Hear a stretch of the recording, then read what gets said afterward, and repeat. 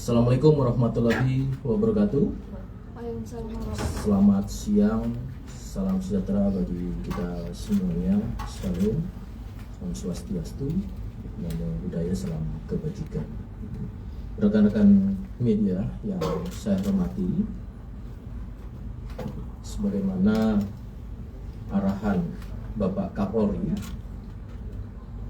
yang telah menginstruksikan kepada Kadif Propam Polri sejak awal dan sampai dengan terakhir kemarin sekira hari Sabtu, bahwasannya Bapak Kapolri telah memberikan atensi khusus terkait dengan permasalahan dengan korban saudara kita almarhum saudara Afan,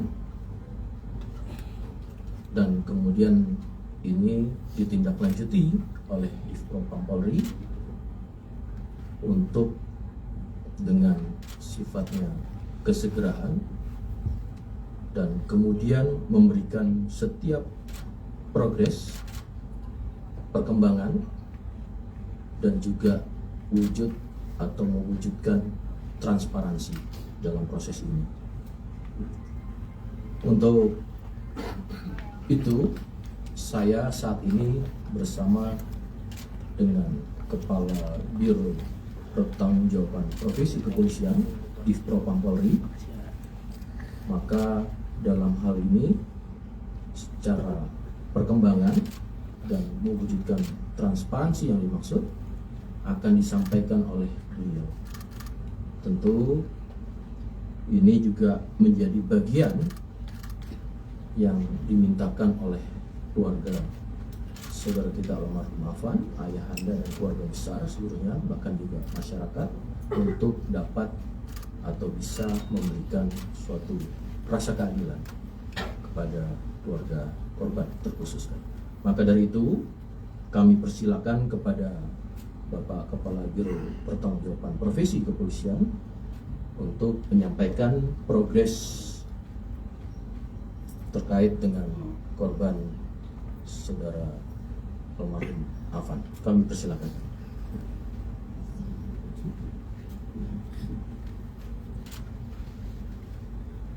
Terima kasih Pak.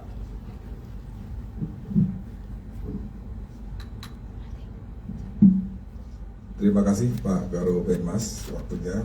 Assalamualaikum warahmatullahi wabarakatuh. Salam sejahtera untuk kita sekalian. Om Swastiastu, Namo Buddhaya, salam kebajikan. Pada kesempatan yang saat ini, atas perintah Bapak Kadif Propam menindaklanjuti press release pertama tanggal 29 Agustus hari Jumat dalam rangka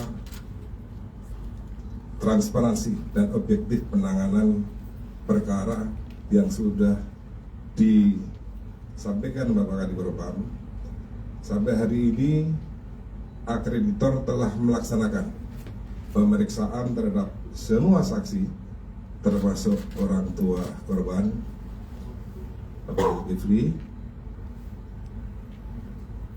kemudian juga mengamati, menganalisa video, foto di medsos, termasuk adanya surat visum et repertum dan dokumen pengamanan lainnya. Sudah kita laksanakan pemeriksaan dan analisa. Dari pendalaman pemeriksaan tersebut, kemudian analisa, kita dapat dikategorikan ada 2 kategori. Yang pertama adalah kategori pelanggaran berat, dilakukan oleh 1 Kompol K, jabatan adalah Danyon Resimen 4 Korbrimob Polri, duduk di depan sebelah kiri driver. Yang kedua, Bribka R, jabatan Basat Brimopolda Metro Jaya, selaku driver Lantis PJJ Nopol 17713/7 Romawi. pelanggaran KKP sedang, Kode Etik Profesi Polri sedang.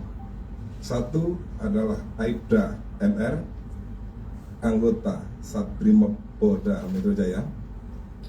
Dua, Bribtu D, anggota Satbrimopolda Metro Jaya. Tiga, Bribda M, anggota Satbrimopolda Metro Jaya. Empat, Barada C, Baraka C, anggota Satbrimopolda Metro Jaya. 5.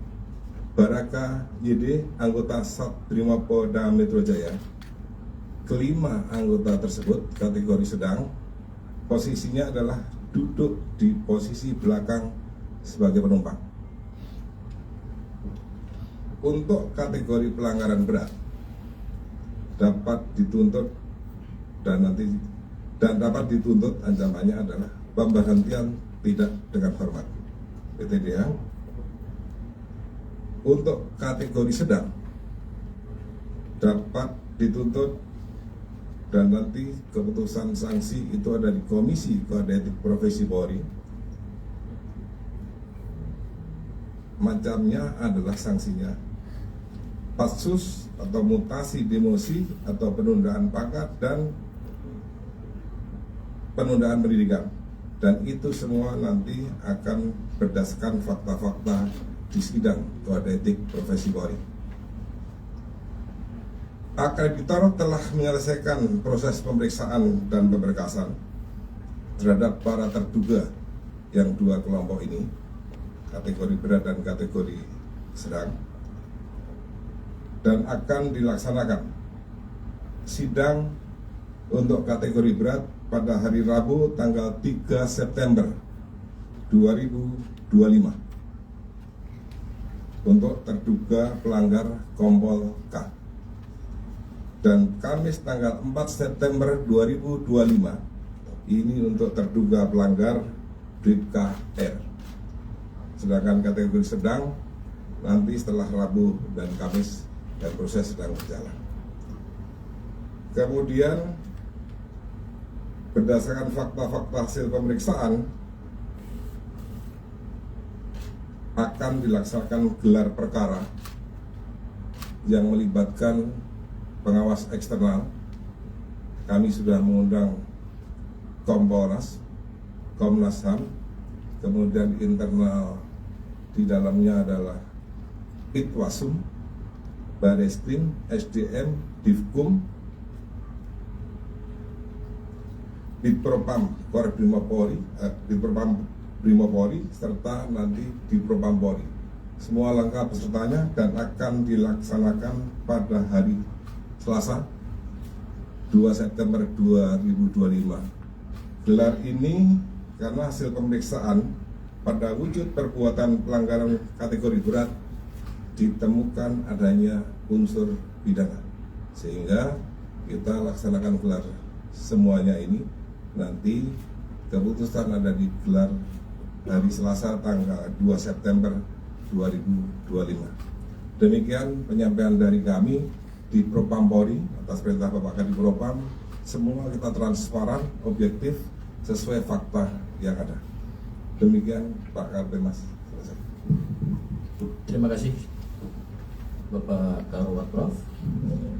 Baik rekan-rekan, demikianlah tadi penyampaian oleh Karowat Prof, dan kami tetap berempati. Sekali lagi kita mendoakan almarhum tetap menjadi atau memiliki ditempatkan di sisi Allah Subhanahu wa taala husnul khotimah, dan kita sama-sama mendoakan dan khususnya kepada keluarga tetap diberikan kekuatan, ketabahan dan kesabaran. Dan tentunya inilah suatu langkah yang menjadi perhatian Bapak Kapolri yang ditindaklanjuti oleh Bapak Kadif Propam Polri, yang kemudian harapannya adalah bisa memberikan perkembangan secara transparansi kepada khususnya keluarga Bapak. Rekan-rekan, saya kasih satu sesi pertanyaan, tapi masih masuk dalam konteks dalam penanganan terhadap 7 terduga pelanggar tersebut. Kami persilakan, silakan menyebutkan nama dan medianya. silakan.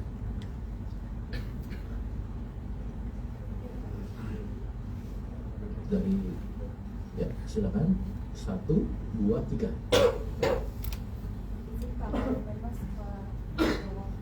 Saya Yona dari Metro TV mau bertanya terkait 7 anggota BRIMOB ini. Apakah identitas masing-masing anggota BRIMOB itu sudah bisa diungkap ke publik? Begitu Pak, sebelumnya juga Pak Kapolda Metro sudah menyampaikan di Polda Metro waktu menerima audiensi para demonstrasi. Apakah di sini bisa dibuka terang-terangnya nama lengkap dan jabatannya? Kemudian Pak, beredar di media sosial spekulasi bahwa 7 anggota BRIMOB tersebut bukan anggota BRIMOB melainkan tahanan gitu Pak. Bagaimana tanggapan dari Propam sendiri? Terima kasih.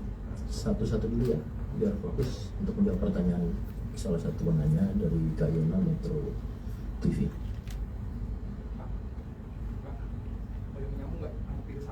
Oh ya, silakan kalau masih ada komentar.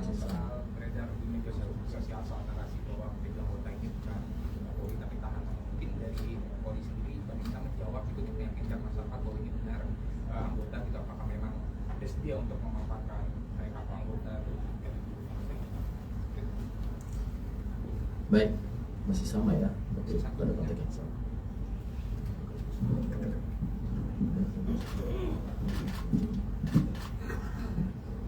Baik, terima kasih atas pertanyaannya.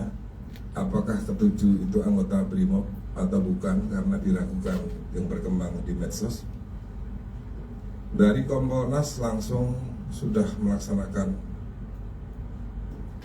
pengecekan dan kita berikan akses penuh untuk tim Kompolnas, sudah langsung melihat dan menanyakan serta minta KTA, dan nanti bisa dijawab oleh tim pengawas eksternal kalau mungkin masih diragukan. Insya Allah kami bergerak apa adanya sesuai fakta, dan 7 personel ini adalah anggota BRIMOB. Berikutnya tentang inisial, tentunya kini sedang berproses, dan kita menghargai adanya dalam hukum itu adalah praduga tidak bersalah itu tetap, dan inisial sudah kami bacakan tadi oleh Kompolka, Bribka R, dan seterusnya. Ini adalah menghormati, dan setiap orang punya hak asasi manusia, sehingga nanti pada jadwalnya hari Rabu sudah ada sidang kode etik profesi Polri. Terima kasih. Baik, rekan-rekan, terima kasih pertanyaannya dan sudah dijawab oleh Pak Karwatlo. Dalam proses pelaksanaan ini tadi juga sudah disampaikan bahwasanya ada peserta dari eksternal, baik itu Komnas HAM, termasuk dari Kementerian HAM kemarin dari Bapak Dirjen, dan juga dari Kompolnas. Tentu akses itu sudah diberikan secara luas dan tentu sudah disampaikan. Terima kasih untuk pengecekannya, dan ini juga kami mengharapkan agar rekan-rekan media memberikan informasi sebagai saluran utama informasi kepada masyarakat secara kredibel, sehingga ini bisa menjelaskan atau menjernihkan apa yang terjadi di informasi media sosial. Terima kasih pertanyaannya. Justru ini akan menjawab, memberikan informasi dan literasi kepada masyarakat. Satu lagi berarti, silakan. Ya Pak, saya Hamam dari Tempo ingin menanyakan pertama untuk 2 anggota yang diduga melakukan pelanggaran berat, Kompol K dan BKR. Detail dari hasil pemeriksaan pelanggaran mereka apa Pak? Apakah misalnya terbukti ada instruksi dari Komandan Kompol K untuk maju terus saat di situasi itu, atau seperti apa? Karena dari kemarin kita sudah tahu bahwa mereka melanggar etik, tapi pelanggaran etik seperti apa itu mungkin bisa jelaskan sedikit dari hasil pemeriksaan itu. Dan kedua, menjelaskan sedikit soal tadi proses pidananya, apakah Barreskrim sudah bergerak juga secara paralel atau? Terima kasih. 2 pertanyaan yang saya tangkap di sini. Kalau Prof tentu bisa akan menjelaskan penuh. Baik, terima kasih atas pertanyaannya. Perbuatannya seperti apa sehingga Kompolka itu jadi terduga pelanggar dengan kategori berat. Ini masuk materi, nanti materi itu besok hari Rabu ini akan disidangkan dan tentunya nanti akan ada penjelasan lebih lanjut setelah diupdate lebih lanjut setelah adanya sidang. Ini nanti akan disampaikan. Kemudian yang kedua terkait dengan proses pidananya dalam pemeriksaan akreditor di Propam ini memang ditemukan ada unsur unsur pidana. Oleh karena itu kita laksanakan gelar besok hari Selasa dengan mengundang seluruh komponen. Dari pengawas eksternal ada Kompolnas, ada Komnas HAM, pengawas internalnya ada dari Itwasum dan ada Bareskrim termasuk Divkum, kemudian SDM dan Propam semua juga hadir. Demikian, jadi besok itu akan ada gelar hal tersebut. Terima kasih. Terjawab ya Mas Amin.